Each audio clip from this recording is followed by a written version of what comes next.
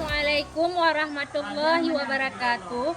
Kepada yang terhormat Bapak Ibu dosen penguji uji kinerja pada PPG dalam Jabatan Pendidikan Agama Islam tahun 2025. Perkenalkan, nama saya Irwani, mahasiswa PPG tahap 3 tahun 2025 di LPTK Universitas Islam Negeri Sultanah Naharasiah Lok Sumawe dengan NIM 2025610213. Pada hari ini, Kamis tanggal 9 Agustus tahun 2025, saya akan melaksanakan uji kinerja di SMP Negeri 10 Lok Sumawe kelas 9 dengan materi meraih kesuksesan dengan semangat mencari ilmu. Terima kasih, selamat menyaksikan.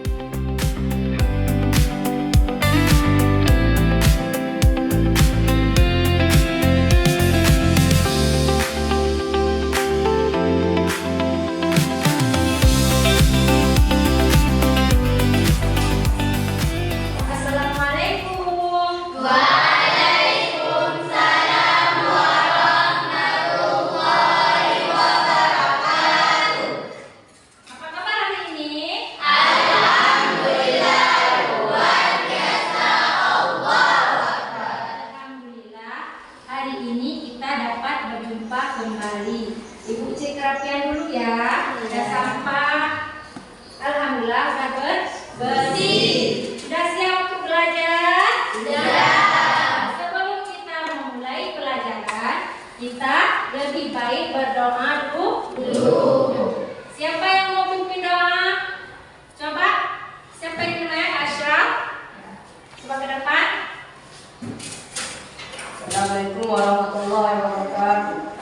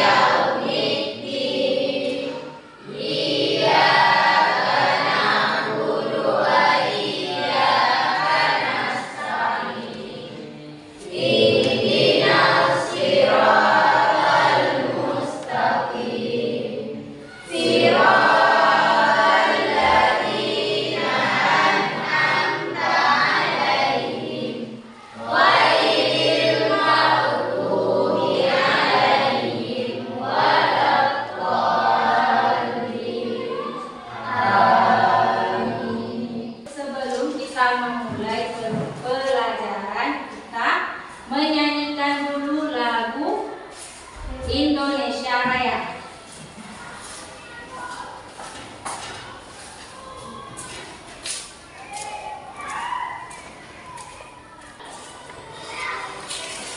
Indonesia tanah airku, tanah tumpah darahku. Di sana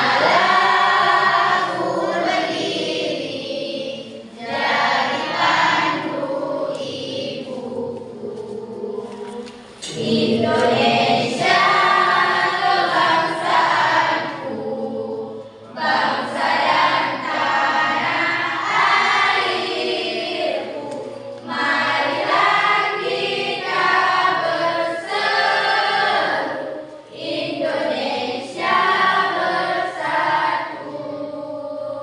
Hiduplah tanahku, hiduplah negeriku, bangsaku. Tanahku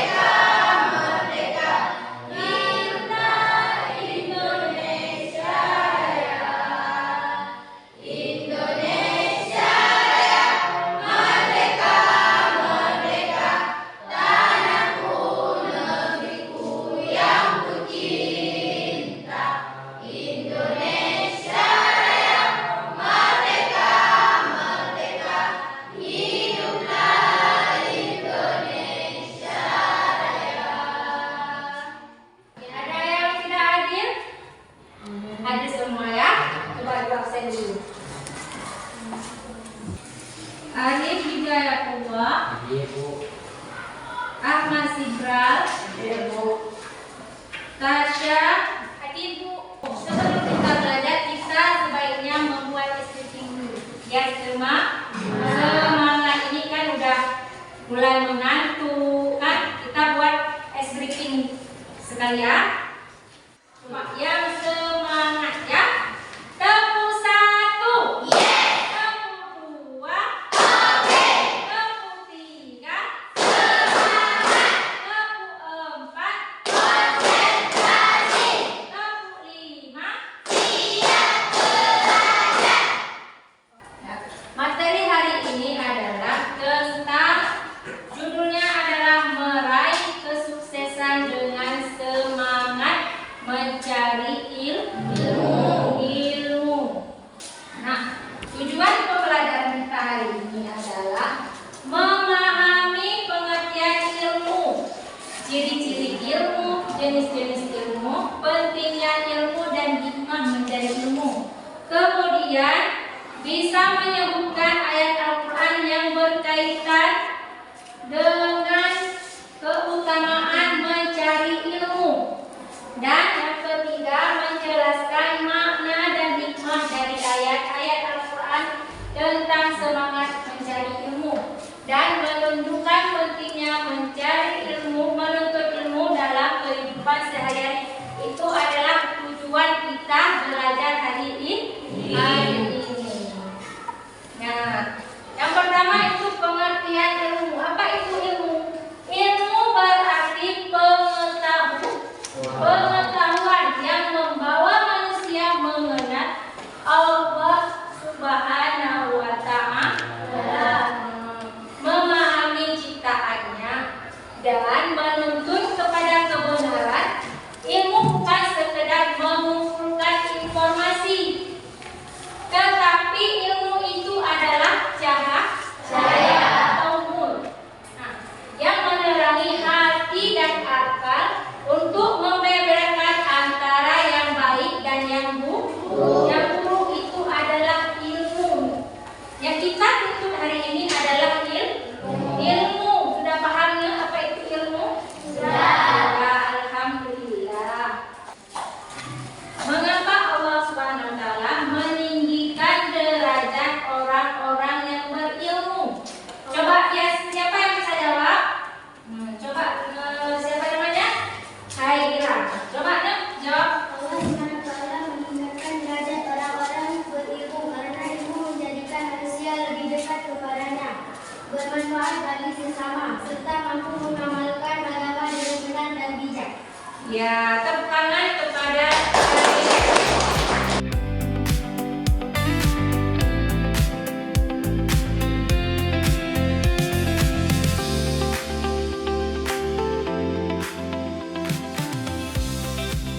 ciri-ciri ilmu. Apa itu sih ciri-ciri ilmu?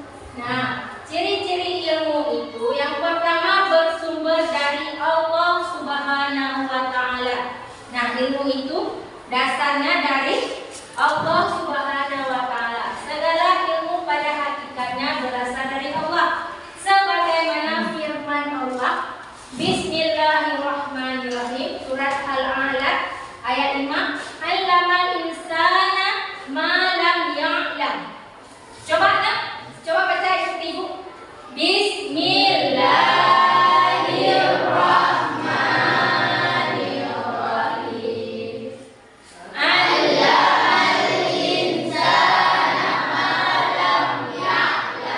Surat Al-Alaq ayat 5. Apa artinya?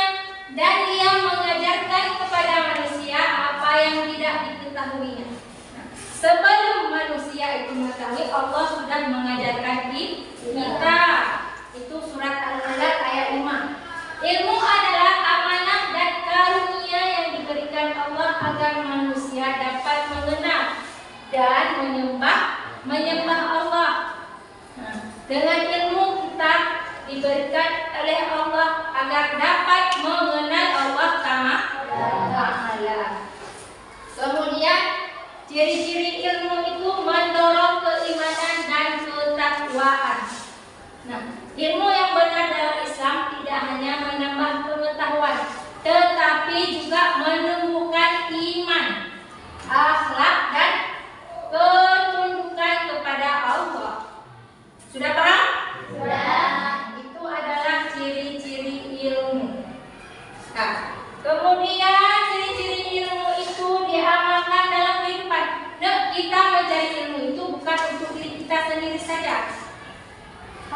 bukan untuk diri kita sendiri.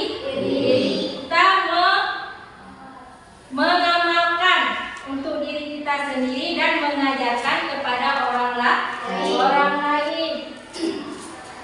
Ilmu tidak cukup hanya diketahui, harus diamalkan untuk kemaslahatan kita, diri kita sendiri dan untuk masyarakat. Nah, seperti Nabi Muhammad SAW bersabda, "Khairun nasi anfa'uhum linnas." Sebaik-baik manusia itu yang bermanfaat untuk orang lain. Nah, sebaik-baik kita manusia ini bisa bermanfaat untuk orang lain. Walaupun kita mengajarkannya cuma satu huruf. Seperti misalnya contohnya kita mengajarkan anak adik kita di rumah. Alif, ba, ta, ta. Itu adalah ilmu. Kemudian bermanfaat dan membawa kebaikan. Nah, sudah kita mengajarkan ilmu itu sudah bermanfaat bagi orang lain dan membawa kebaikan. Orang tersebut mengamalkannya dan pahalanya mengalir kepada kita sampai kita meninggal dunia. Itu disebut dengan amal jari. Ya, seperti ibu berdiri di sini. Mengajarkan kalian mengamalkan, misalnya tentang bersuci. Kalian sudah diajarkan sama ibu tentang bersuci. Kemudian kalian pulang ke rumah melakukan dan mengamalkan apa yang ibu ajarkan hari ini tentang bersuci, maka pahala yang kalian kerjakan untuk kalian dapat dan untuk ibu juga dapat. Itu adalah ilmu yang bermanfaat. Masih semangat? Masih. Coba, masih semangat? Masih. Sekali lagi yang ketiga. Temu fokus. Melihat, mendengar, mengingat, fokus. Kemudian ilmu sebagai dasar kemajuan peradaban. Semua kemajuan teknologi, kesehatan, ekonomi, pendidikan berawal dari ilmu. Orang di rumah sakit bekerja karena belajar ilmu kesehatan. Nah, orang bisa bekerja di bengkel itu ilmu apa? Yang laki-laki, coba. Kenapa? Yang laki-laki biasa yang kerja di bengkel, perbengkelan itu ilmu apa kita belajar? Mekanik. Ada yang mau jadi pekerjaan di bengkel? Yang laki-laki ada? Nggak ada ya? Harus semua mau jadi yang lebih hebat lagi kan? Seperti guru, Pak Camat. Mau? Kemudian bangsa yang maju adalah bangsa yang menghargai dan mengembangkan ilmu. Nah, bangsa yang maju itu bangsa yang memanfaatkan ilmunya untuk lebih berkembang, bukan semata-mata menuntut ilmu itu hanya duduk diam pulang kan? Jangan, tapi harus mengingat dan mengamalkan dalam kehidupan sehari-hari. Kemudian sekarang ibu akan membagikan kelompok. Ya, sudah berarti satu kelompok itu ada 5 orang. Ini ada tugas masing-masing kelompok. Ini kelompok 1 ya. 1, 2, dan 3. Nah, ini kelompok 2. Dan ini kelompok 3. Nah, sekarang kalian buat tugas di situ apa yang disuruh. menceritakan, misalnya kelompok 1 apa disuruh ceritakan di sini tentang Nabi Muhammad SAW sebagai pembelajar sejati. Kalian buat di situ kisah Nabi Muhammad. Nanti ibu suruh presentasikan.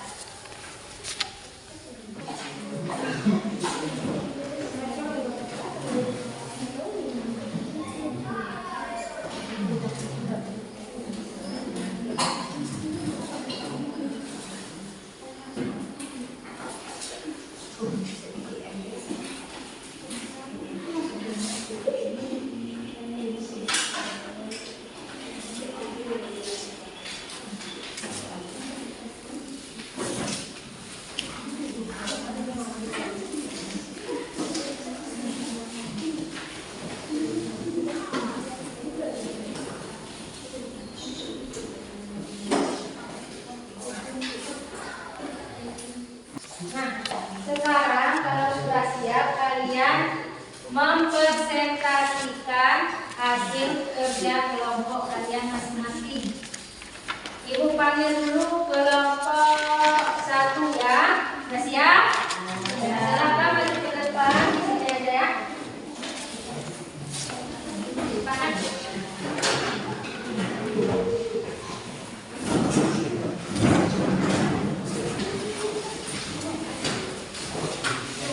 Tepuk tangan kepada kelompok 1.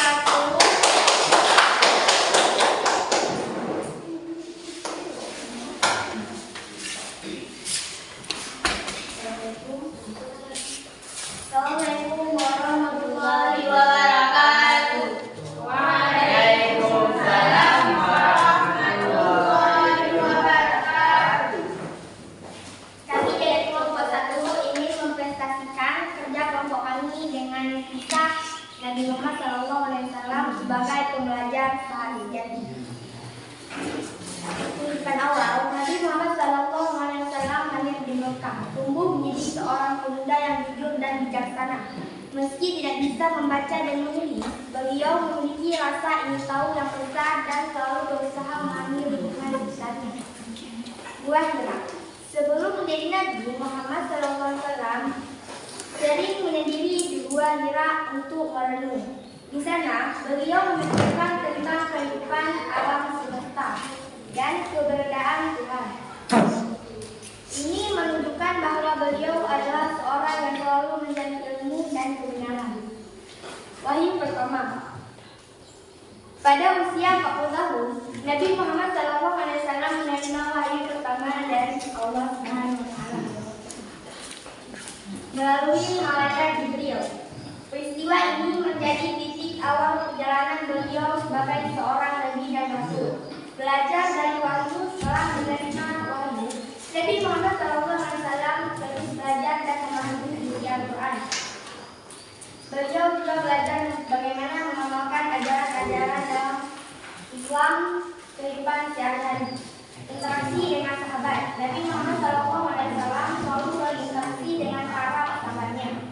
Beliau mendengarkan pendapat mereka, berdiskusi tentang berbagai masalah dan belajar dari pengalaman mereka. Menyebarkan Islam, Nabi Muhammad SAW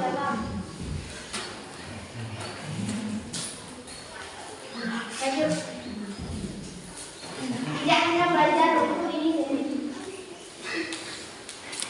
tetapi juga mengajarkan ilmu di Indonesia kepada orang lain. Beliau menyebarkan ajaran Islam dengan sabar dan bijaksana, sehingga banyak orang yang tertarik untuk memeluk agama Islam.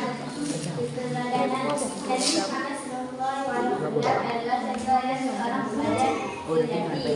Beliau selalu meningkatkan pengetahuannya, memahami ajaran agama dan mengamalkan dalam kehidupan sehari-hari. Tepuk tangan kepada kelompok 1.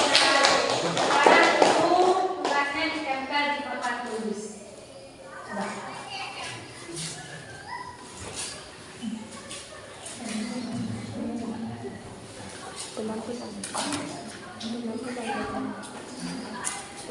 Ini adalah hasil dari kelompok 1. Tepuk tangan.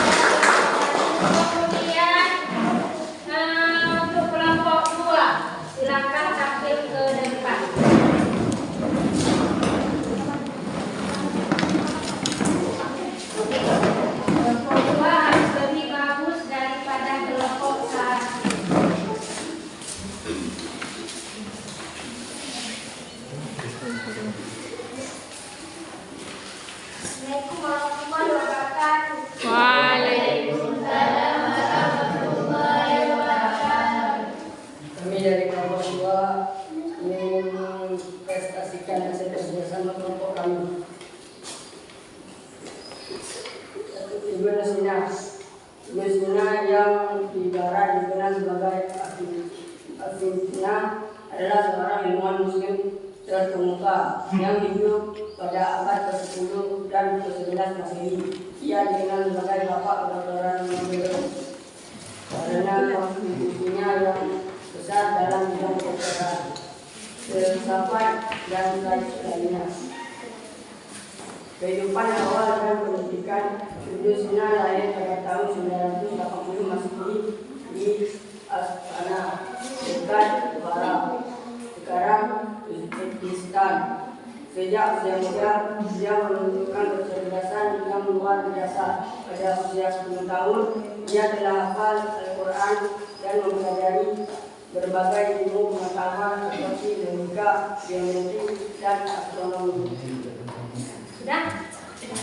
Terima kasih kepada orang-orangnya yang sangat baru ini ditempelkan di kamar. Nah,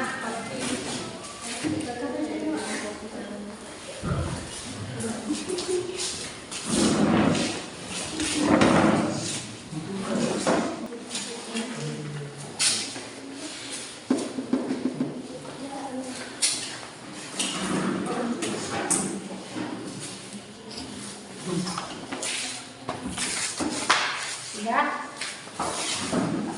Inilah hasil dari kawan-kawan kita dari kelompok 1, kelompok 2, dan kelompok 3.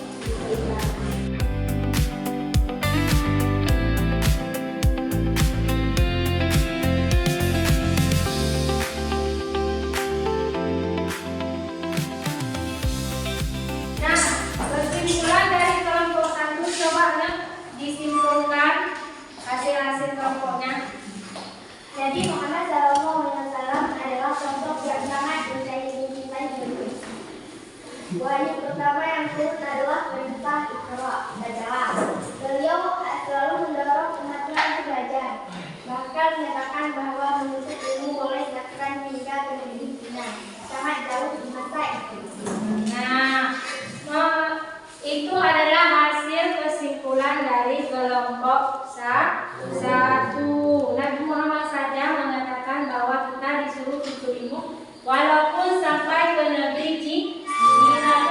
Cina itu kan jauh. Nah, sampai ke sana juga disuruh kita tuntut ilmu. Kemudian kesimpulan dari kelompok 2. Kesimpulan kelompok 2, di usia 10 tahun, Ibnu Sina sudah menghafal Al-Quran. Di usia 18 tahun, ia sudah menjadi dokter yang terkenal. Karyanya dalam bidang kedokteran dan filsafat menjadi rujukan di Eropa selama perbedaan. Nah, hasil kesimpulan dari kelompok 2 itu adalah tentang Ibnu Sina. Siapa Ibnu Sina? Orang yang menjadi dokter yang terkenal berkat ilmunya karena beliau menuntut ilmu dengan sungguh-sungguh.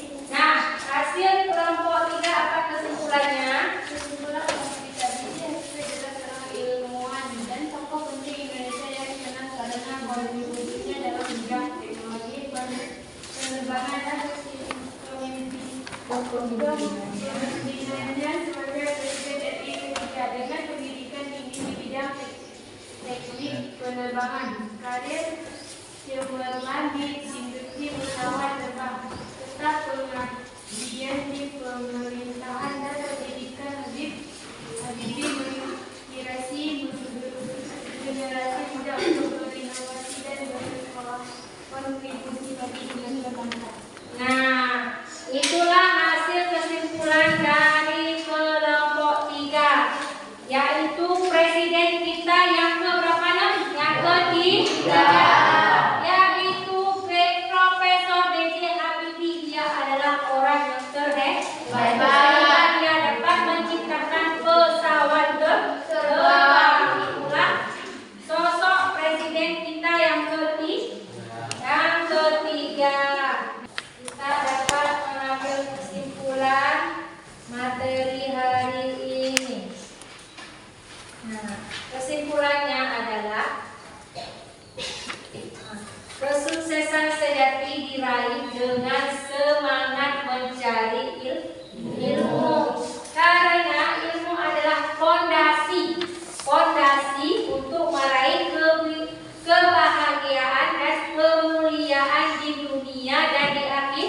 akhirat.